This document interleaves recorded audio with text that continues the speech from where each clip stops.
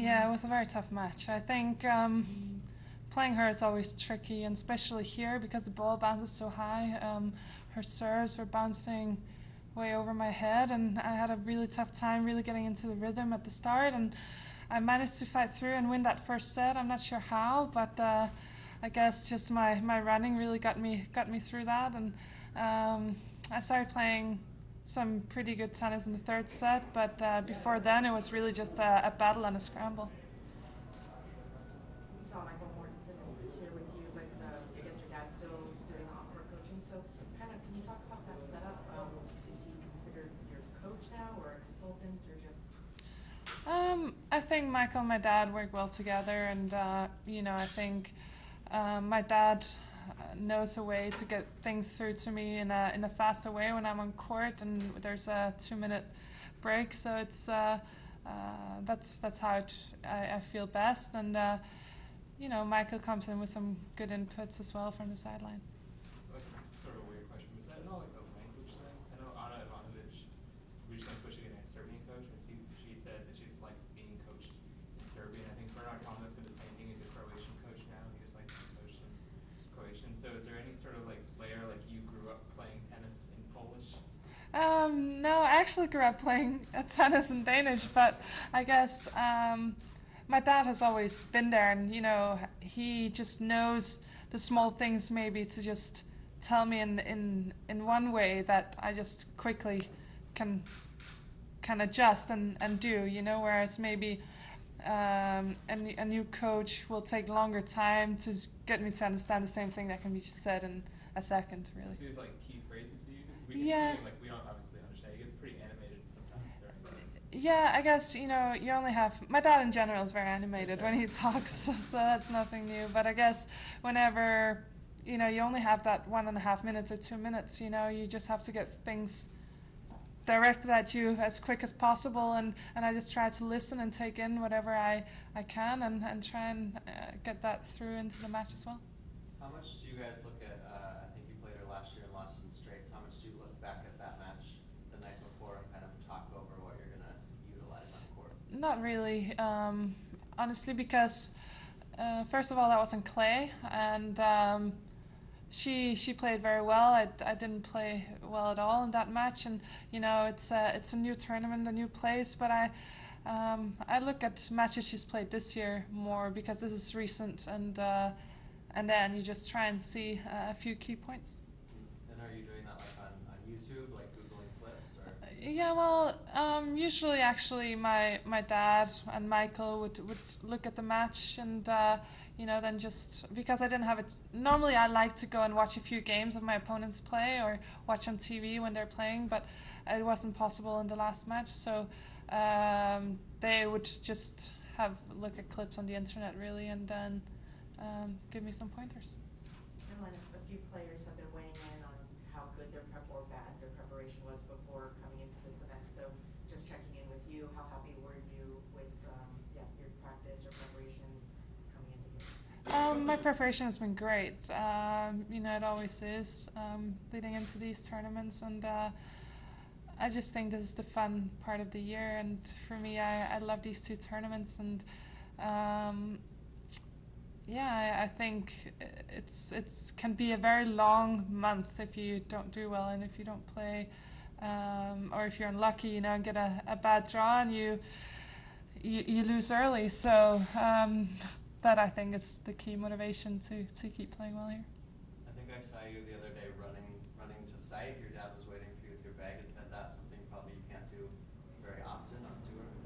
No, you can't do that very often, but I do that often here. I like to do that on my days off. I always go for a morning jog, and from where we're staying, it's a perfect route for me to just run for like 35-40 minutes, so it's perfect. And is that like a little bit of head clearing time for you too? I just love it. The air is so fresh. It's in the morning. It's not too warm, not too cold. You look around, you have like lemon trees, orange trees, and it's just so nice. Sometimes I stop up and I grab a lemon or an orange, and I probably shouldn't say that here, but it's just great. I think that's why I love this tournament so much, because I just feel so so relaxed, and it's just nice to be here. And you guys stay at the house? Yeah. Do you think, do you think this is aside from the 4 slams, do you think this is the best tournament in the world, and do you think it should become the 5th slam? I think it's already called within the players the 5th slam, you know, and I think by the media as well. I definitely think it's the best tournament by far when you think about the organization, the courts, the practice facilities, how all courts have Hawkeye, just everything is so great here. I think to make something a 5th slam is very difficult because we have the traditions in tennis, we have the 4 Grand Slams, and you know, that's how it's always been, and I think that's how it's always gonna be. But everyone loves coming back here, and that's why you see everyone playing, you know, and loving it. And people are playing doubles as well because they just, you know, love being here. It's simple. When does Rory get here? Tonight. Ring in hand. Yeah, I hope so. Question to test your memory. When you look back on your career, is there one shot that stands out that you're most proud of? One shot. One shot. I have to say I have an extremely bad memory, which is not good for my age. I know I'm getting older, but still shouldn't be there. I don't know. I think I've had a lot of like great shots where I've been running things down and then in the end being able to just finish it off. It's tough to put off just one. Oh, I lost that point. You can still think back. There was one great shot I remember at Eastbourne. One year I was playing Yaroslava Shvedova, and I just slipped like 3 times in a row in the points before, and again I slip, and I'm like, okay, whatever, I'm not even gonna bother to stand up. So I just sit there, and the ball goes high, and Alexandra has an overhead. I mean, she can put it anywhere. I'm just sitting there, you know. I'm just waiting for the ball to be done. And she smashes it directly towards me, so I can still play the ball back. I stand up, and we finish the rally, and I end up losing it. But that was the funniest thing, because even if she really tried to hit it so that I could actually play it back, it would be very difficult, because she only had about this much space. I mean, I was sitting on my butt and playing the ball back. Solid choice. Solid choice. Do you ever dream about tennis? No. I don't. I actually don't know. When you are up close and personal with golf or walking the courses, I mean, they're great sportsmen, but how do you compare the two? The ball in golf is just sitting there, there's no opponent, sort of a... I think both tennis and golf are extremely tough, and I can say that because I've tried to play golf, and when I'm saying I've tried, it's because it's not going very well. So, and yeah, the ball is standing still, but it's such a mental game. Of course, if you're on a roll, everything is easy because it's right there. You know, you just aim for the hole and boom.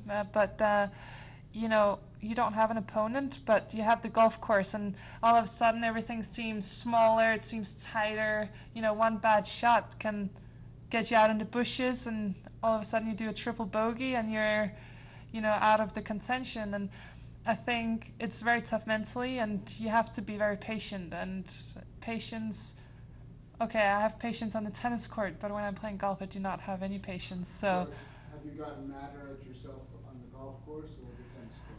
I don't get mad, I just stop playing. Anything else for Carolyn? Very good. Thank you. Thank you.